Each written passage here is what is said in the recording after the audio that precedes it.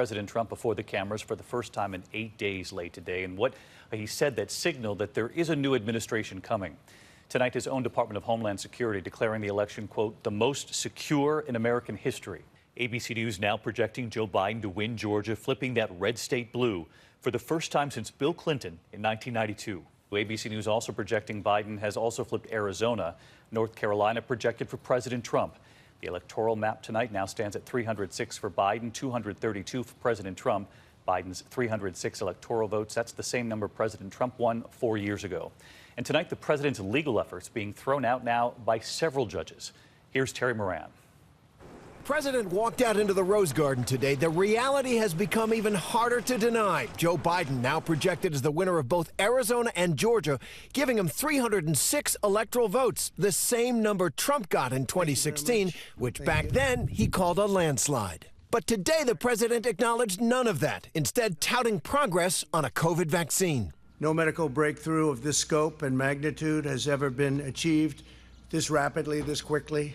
Trump did not address the disastrous spike in COVID cases across the country. During the campaign, he insisted it was all going away. COVID, COVID, COVID, COVID. By the way, on November 4th, you won't hear about it anymore.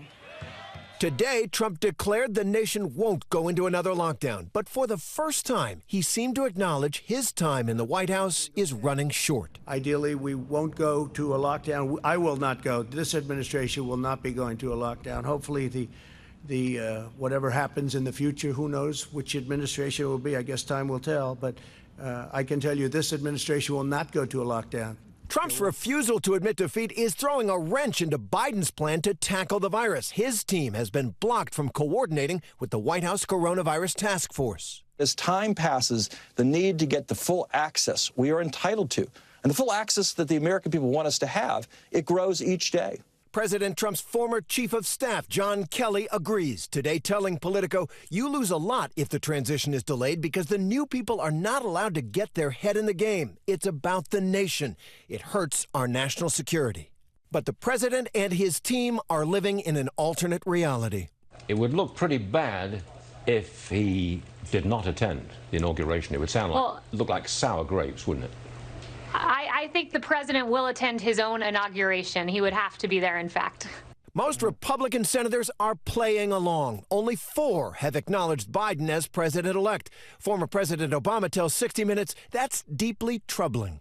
It is one more step in delegitimizing not just the incoming Biden administration, but democracy generally. And that's a dangerous path. The administration's own Department of Homeland Security determined the November 3rd election was the most secure in American history. There is no evidence that any voting system deleted or lost votes, changed votes, or was in any way compromised. Still, today the president once again made the claim on Twitter that the election was rigged.